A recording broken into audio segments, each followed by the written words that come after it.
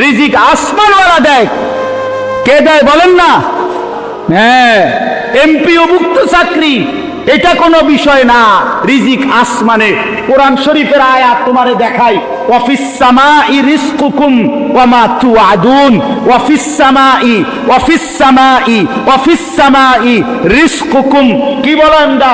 শোনো, কোরআনে আল্লাহ বলছে আসমানে তোমাদের রিজিক, আসমানে তোমাদের রিজিক, আসমানে তোমাদের রিজিক। এমপিওভুক্তি চাকরির মধ্যে না। আনিসুর রহমান 9 বছর এমপিওভুক্তি চাকরি ছেড়ে দিছে, রব্বে কাবার কসম, এক লোকমা ভাতের অভাবে মরে নাই। এই জন্য বাপ, আখিরাত না ছাড়া, আল্লাহকে না ভুলা, আল্লাহকে না ভুলা, আল্লাহকে না ভুলা, আখিরাত হারাইলে সব হারাইলাম, আল্লাহকে হারাইলে সব হারাইলাম। ও দুনিয়া এগুলো কিচ্ছু না দোস্ত, ওইসব চাকরি ফাকরি কিচ্ছু না।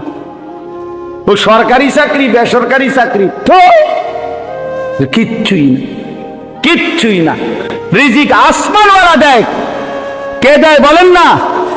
হ্যাঁ, এমপিওভুক্ত চাকরি এটা কোনো বিষয় না, রিজিক আসমানে। কোরআন শরীফের আয়াত তোমারে দেখাই, ওয়াফিস সামাই রিজকুকুম ওয়া মা তুআদুন, ওয়াফিস সামাই ওয়াফিস সামাই ওয়াফিস সামাই রিজকুকুম। কি বলেন দা?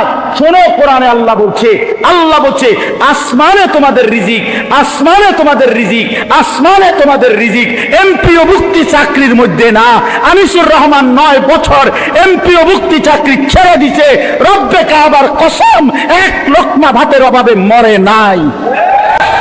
মোতালেব মরবে না ইনশাআল্লাহ, মোতালেব হোসেন সালিহিও মরবে না, মরবে না, মরবে না বললাম। ইজ্জতের রিজিক আল্লাহ তাআলা দেবে, তাকওয়ার মধ্যে রিজিক, হকের মধ্যে রিজিক, আল্লাহর গোলামির মধ্যেই রিজিক আছে, কোনো সমস্যা নাই। আসমানওয়ালা রাজি তো সব রাজি। जो तू मेरा तो सब मेरा, फलक मेरा जमी मेरी। যখন আল্লাহ আমার, সব আমার, আসমানও আমার, জমিনও আমার। अगर एक तू नहीं मेरा तो कोई शै नहीं मेरी। যদি আল্লাহ আমার না হয় তো আমার কিচ্ছু নেই। সব হারিয়ে কাকে পেতে চাই বলেন না? সবাই বলেন আল্লাহকে, আল্লাহকে, আল্লাহকে, আল্লাহকে, আল্লাহকে। যুবক ফিরে আসো ভাইয়া, যুবক নষ্ট হইও না, চরিত্রহীন হইও না। মনে রাখো বাপ, আমি বারবার এই কথা বলতেছিলাম, অসংখ্যবার বলছি গত কিছুদিন আগেও, যে ফিলিস্তিনের মুসলমান আজীবন রক্ত দিবে আর তুমি আজীবন মোবাইল টিপবা। তুমি কি ভাবছো? রোহিঙ্গা মুসলমান আজীবন জীবন দিবে, তুমি মুসলমান জীবনে আর নির্যাতিত হবা না। কি খামখেয়ালি মনে করেন? খামখেয়ালি মনে করো ভাইয়া? তোমার বাপ বিদেশ, তোমার অভাব নাই, তোমাকে বাইক বিল্ডিং, হ্যাঁ, তোমার বাবার কামাই, অতএব আর টেনশন নাই। অনেক ছেলে পেলে তোমরা মনে করছো এইটা, তোমরা একটা তামসা মনে করছো জীবনটা, তোমরা মনে করছো রং তামাশার ফুর্তির এই জীবনই শেষ। না ভাইয়া, তুমি বাঁচলে তুমি বিবাহ করবা, আল্লাহ বাঁচাইলে তোমার স্ত্রী হবে, আল্লাহ দিলে তোমারও তো সন্তান হবে। তোমার সেই সন্তান যদি ঈমান নিয়ে বাঁচতে না পারে, কথা বলেন না কেন? আগামী জেনারেশন যদি ঈমান নিয়ে বাঁচতে না পারে বাপ, কি হবে তখন? আমাদের কি হবে? আমি কি চাই না আমার 3 বছরের বাচ্চাটা ঈমান নিয়ে বাঁচুক? কথা বলেন না কেন? তাহলে অতএব আমাদের আল্লাহর সাথে সম্পর্ক, আমাদের ঈমান, আমাদের তাকওয়া, আমাদের জিন্দেগি আল্লাহর পথে থাকা, এর মধ্যেই আমাদের নিরাপত্তা।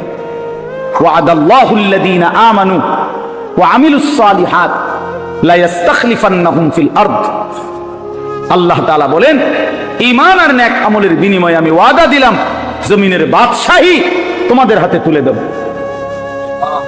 বাদশাহী, হ্যাঁ, ওয়ালা ইউমাক্কিনান্না লাহুম দীনাহুমুল্লাযী ইরতাদা লাহুম, এবং তোমাদের দ্বীন আমি আল্লাহ তাআলা জমিনে বিজয়ী করে দেব। ওয়ালা ইউবাদদিলান্নাহুম মিন বা'দি খাউফিহিম আমনা, তোমাদের ভয় আতঙ্কের পরিবর্তে তোমাদেরকে শান্তি, নিরাপত্তা, ঈমান আর আমলের বিনিময়ে আমি আল্লাহ দুনিয়াতে দিয়ে দেব। সাফ আমার জাতিকে আমি সতর্ক করে দিলাম। আমার সন্তান তোমরা, আমার ভাই তোমরা, তুম করে আমরা বলে গেলাম, ফিরাই দিও না, ফিরাই দিও না, কারো কথায় প্রতারিত হইও না বন্ধু। তুমি আমার দলভুক্ত হইও না। আমার কোনো দল নাই, আমার কোনো দল নাই, আমার কোনো দলভুক্ত হওয়ার দরকার নাই। তুমি আল্লাহর পক্ষে থাকো, কোরআনের সাথে থাকো, রাসূলুল্লাহ সাল্লাল্লাহু আলাইহি সাল্লামের সুন্নাতের উপরে থাকো, বিদআতের বিপক্ষে থাকো, কুফরের বিপক্ষে থাকো, শিরকের বিপক্ষে থাকো। 5 ওয়াক্ত নামাজের সেজদা, এই কপালে গোলামির সেজদা দাও। বলো ইনশাআল্লাহ, বলো ছেলেরা ইনশাআল্লাহ, বলো, বলো হিম্মত করে, জোরসে বলো ইনশাআল্লাহ। ফজরের নামাজ পড়বা তো ভাইয়া? বলো ইনশাআল্লাহ। পাক্কা নিয়ত করো, নিয়ত করো, ভালো হবে, পারবা তুমি। যুবক তুমি পারবা, তুমি পারবা।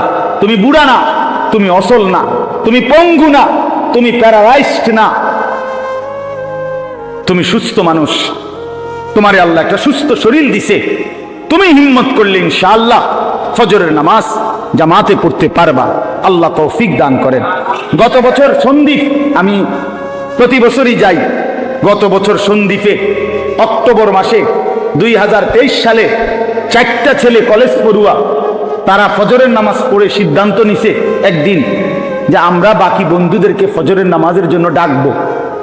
ফজর ক্যাম্পেইন, ফজরের জন্য গণসংযোগ। 4টা ছেলে যে কিভাবে ডাকবো, আমরা একে তো একা একা ডাকবো, আর ছোট ছোট প্রোগ্রাম করে একটা কোরআন তেলাওয়াত, একটা হামদনাদ, আর ফজরের নামাজের গুরুত্বের উপরে একটু কথা বলে দোয়া করে দেব।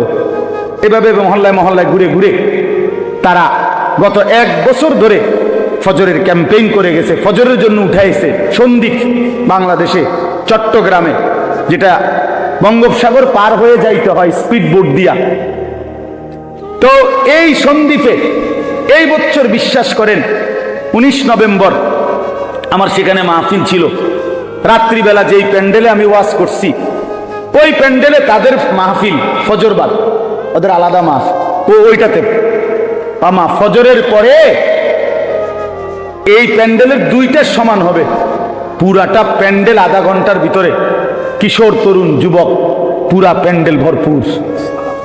হ্যাঁ বলতেছে ওরা, হুজুর একটা সাগরের পারে যেদিন আমরা সিদ্ধান্ত নিছিলাম আমরা ফজরের নামাজের জন্য ডাকবো, আমাদের এই 4 বন্ধুর নাম আর আমাদের সিদ্ধান্তটা আমরা লেখার জন্য একটা কাগজ পাই নাই। হাঁটতেছিলাম, একটু দূরে দেখছি একটা সিগারেটের প্যাকেট পড়ে আছে। আল্লাহর কসম ছেলেটা বলছে, সিগারেটের ওই প্যাকেটটা তুইলা কয় যে হুজুর এটার উল্টা পিঠে তো সাদা, বুঝেন না, এটার ইয়া করলে ভিতরের অংশটা সাদা না, ওইটার মধ্যে আমরা একটা কলম দিয়ে আমরা এই সিদ্ধান্তটা লিখছি যে আজকের থেকে আমরা ফজরের ক্যাম্পেইন করব, ফজরের জন্য আমাদের বন্ধুদেরকে জাগাবো। মাত্র 1 বছরের ব্যবধানে ওরা হিসাব দিছে প্রায় 4,500 ছেলে এখন প্রতিদিন ফজরের নামাজ জামাতে পড়ে। কি আশ্চর্য বিষয় বলেন। যুবক কি না পারে, নওজোয়ান কি না পারে। নওজোয়ান চাইলে বরবাদ করে দিতে পারে, নওজোয়ান চাইলে গড়ে দিতে পারে, নওজোয়ান চাইলে এই সমাজ মদের আড্ডা, জুয়ার আড্ডায় ভাসাই দিতে পারবে। আবার নওজোয়ান এই ছেলেগুলো চাইলে এই সমাজের প্রত্যেকটা যুবক কিশোরকে মসজিদেও আনতে পারবে।